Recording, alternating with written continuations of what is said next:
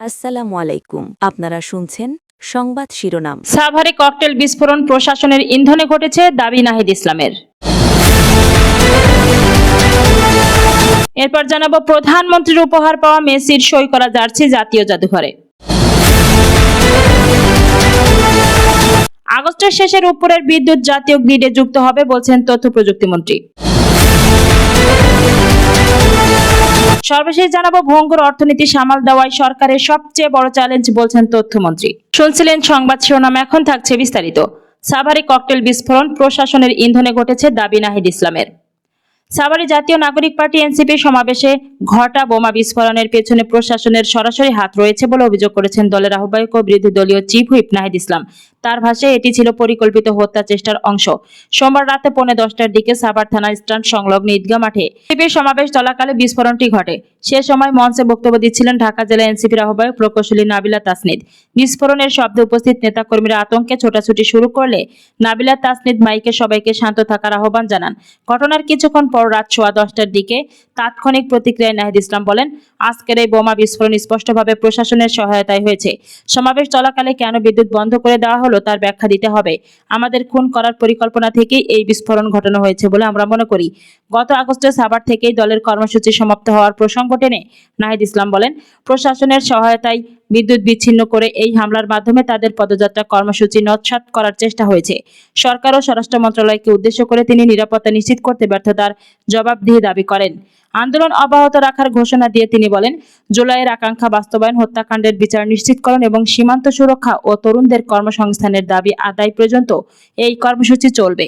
Police প্রশাসনের ভূমিকা নিয়ে প্রশ্ন তুলে নাহিদ ইসলাম সভার নিরাপত্তার দায়িত্বে থাকা পুলিশ ও জেলা প্রশাসনের কাছে জানতে চান কেন বিদ্যুৎ বন্ধ হয়ে গেল এবং স্থানীয় সংসদ সদস্য নিরাপত্তা নিশ্চিতে কি ভূমিকা রেখেছেন।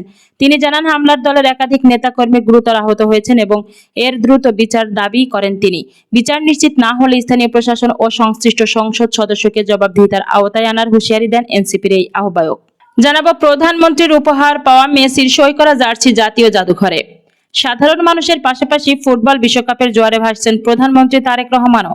লিওনেল মেসি সই করা যে জার্সিটি তিনি উপহার পেয়েছিলেন সেটি নিজের ব্যক্তিগত সংগ্রহে না রেখে উন্মুক্ত করে দিয়েছেন জনসাধারণের জন্য। প্রধানমন্ত্রীর উপহার দেওয়া সেই জার্সি দেখতে এখন জাতীয় জাদুঘরে সাধারণ দর্শক ও ফুটবল সমর্থকদের ভিড় উপচে পড়েছে। ভালোবাসা, সম্মান আর আত্মমর্যাদার প্রতীক যে কোনো দলের জার্সি। বাংলাদেশের সমর্থক গোষ্ঠীগুলোর মধ্যে এই সম্মানের শীর্ষে আর্জেন্টিনা। প্রধানমন্ত্রী তারেক রহমান উপহার পেয়েছেন আর্জেন্টিনার 3 তারকার অটোগ্রাফ সংবলিত অরিজিনাল জার্সি। সেই আনন্দ আকাশী নীল ভক্তদের সঙ্গে ভাগাভাগি করছেন প্রধানমন্ত্রী।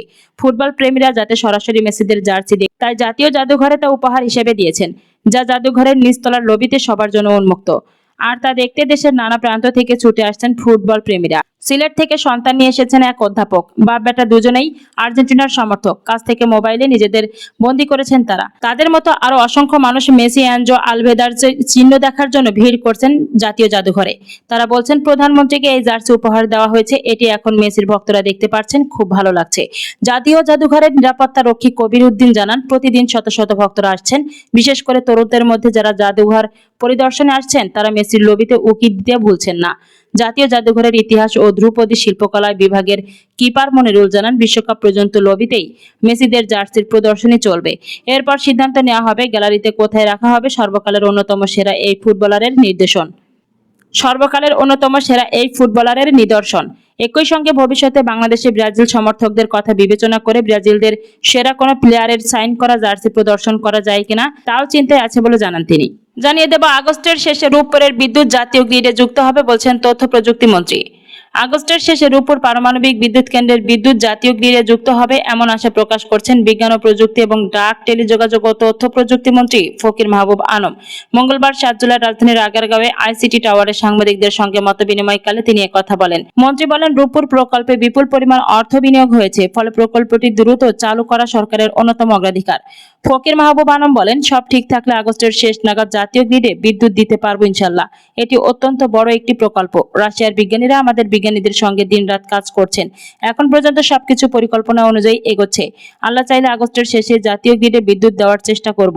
এর আগে পাবনার রূপপুরে গত মে মাসে প্রকল্পের প্রথম ইউনিটে সফলভাবে পারমাণবিক জ্বালানি লোডিং সম্পন্ন হয়েছে। তিনি জানান, 2028 সাল থেকে প্রকল্পের মূল ঋণ পরিশোধ শুরু হবে। বর্তমানে শুধু সুদ পরিশোধ করা হচ্ছে, তাই নির্ধারিত সময়ের মধ্যে বিদ্যুৎ উৎপাদন শুরু করা গুরুত্বপূর্ণ। সর্বশেষ জানিয়ে দেব, ভঙ্গুর অর্থনীতি সামাল দেওয়াই সরকারের সবচেয়ে বড় চ্যালেঞ্জ বলছেন তথ্যমন্ত্রী। আওয়ামী লীগ সরকারের রেখে যাওয়া ভঙ্গুর অর্থনীতি মোকাবেলা করা বর্তমান সরকারের সামনে বড় চ্যালেঞ্জ বলে মন্তব্য করেছেন তথ্য ও সম্প্রচার মন্ত্রী জহিরুদ্দিন স্বপন মঙ্গলবার 7 জুলাই দুপুরে রাজধানীর রহমান অফিসার্স ক্লাবে ন্যাশনাল লাইফ ইন্স্যুরেন্স পিএলসির 42তম প্রতিষ্ঠা বার্ষিকী উপলক্ষে আয়োজিত এক অনুষ্ঠানে প্রধান অতিথির বক্তব্যে তিনি কথা বলেন। তথ্যমন্ত্রী বলেন, দায়িত্ব গ্রহণের আগেই রাষ্ট্রের বিভিন্ন সমস্যার ক্ষেত্রগুলো চিহ্নিত করেছে সরকার। এসব সংকট মোকাবেলায় পরিকল্পিতভাবে কাজ করা হচ্ছে বলেও উল্লেখ করেন তিনি আরো বলেন, দেশের মানুষের উদ্যোক্তা মনোভাবকে কাজে লাগিয়ে অর্থনীতিকে আরো গতিশীল ও শক্তিশালী করার উপর সরকার গুরুত্ব দিচ্ছে। অনুষ্ঠানে ন্যাশনাল লাইফ ইন্স্যুরেন্স পিএলসির চেয়ারম্যান, পরিচালনা পর্ষদের সদস্য, ঊর্ধ্বতন কর্মকর্তা এবং দেশের বিভিন্ন অঞ্চল থেকে আগত প্রতিনিধিরা উপস্থিত ছিলেন।